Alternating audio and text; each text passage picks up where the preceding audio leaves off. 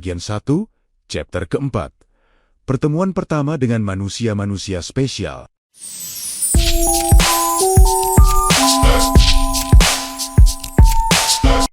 Hari itu matahari bersinar malu-malu, bersembunyi di balik awan. Hari itu adalah hari di mana kemampuan Hakan diuji. Pretest untuk menyesuaikan di mana kelas Hakan akan berada nanti di tempat kursus barunya. Tidak ada yang istimewa, dan juga tidak ada perasaan aneh yang menghampiri tiba-tiba. Hakan hanya duduk di ruang tunggu sebuah tempat belajar, ruang sempit dengan kursi plastik, papan tulis kusam, dan suara kipas angin yang berputar malas, mengaduk udara panas tanpa semangat. Namun justru di ruang sesederhana itu, persepsinya tentang manusia mulai retak. Ia datang lebih awal, membawa buku catatan dan setumpuk soal GMA yang sudah penuh coretan. Beberapa menit kemudian, satu persatu teman dan peserta lain berdatangan. Dari cara berpakaian, dari cara mereka duduk, Hakan bisa menebak sebagian besar berasal dari dunia yang berbeda darinya. Di sanalah ia bertemu Arvin. Arvin adalah teman pengajiannya. Mereka tidak satu sekolah, tetapi sering nongkrong bareng. Di luar kelas Arvin terlihat biasa saja, pendiam, tidak banyak komentar.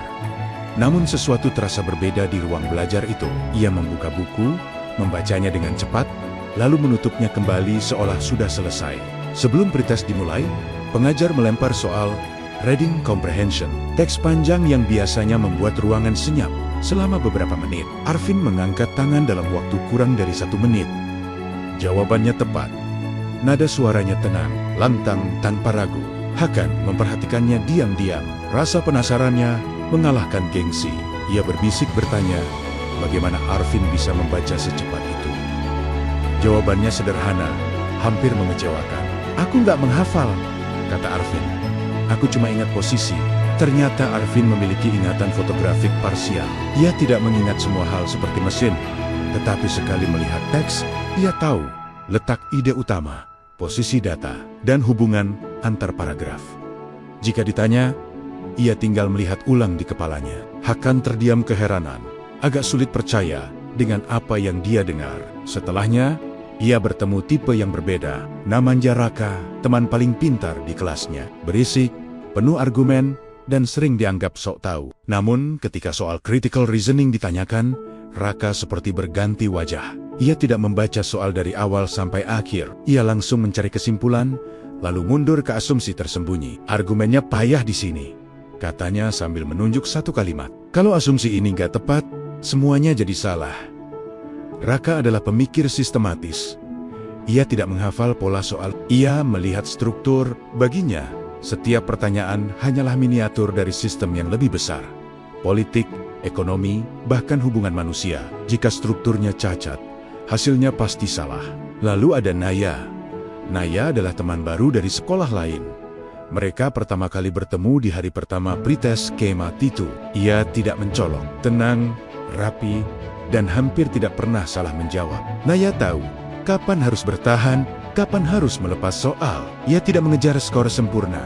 Ia mengejar skor optimal. Tidak aneh jika dia sangat konsisten dengan waktu yang dibutuhkan untuk menjawab tiap soal. Hakan sadar, tipe-tipe seperti inilah yang sering disebut elit pintar. Meski tidak terlalu mencolok, tipe ini yang paling stabil di bawah tekanan. Sangat adaptif dan sulit diprediksi emosinya. Biasanya, mereka tidak panik ketika tidak tahu. Tidak terpancing ego, mereka mengenali batas diri mereka dan berdamai dengannya. Di antara ketiganya, Hakan mulai melihat pola yang selama ini luput darinya.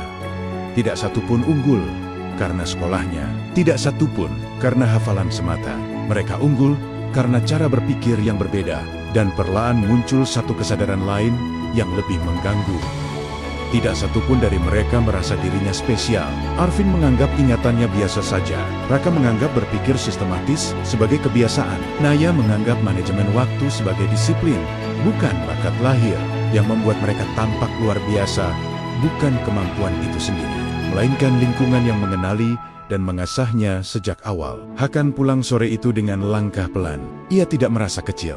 Justru sebaliknya, untuk pertama kalinya, ia merasa berada di jalur yang benar. Jika manusia-manusia seperti ini nyata, jika mereka bukan mitos, maka dunia tidak sepenuhnya ditentukan oleh kelahiran, apalagi kekayaan. Namun, ada satu hal yang mengusiknya. Ia mulai menyadari bahwa setiap kali ia memahami seseorang, cara berpikirnya, kebiasaan mengambil keputusan, bahkan kelemahannya, masa depan kecil di sekelilingnya terasa lebih mudah ditebak.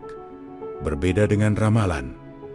Lebih seperti konsekuensi. Ia belum menyebutnya kemampuan. Belum berani. Ia hanya tahu satu hal. Bertemu manusia-manusia spesial, pantang membuatnya gentar, justru dia menjadi lebih sadar bahwa dunia dikendalikan oleh mereka yang berpikir dengan cara yang jarang diajarkan. Dan Hakan, perlahan, sedang belajar bahasa mereka.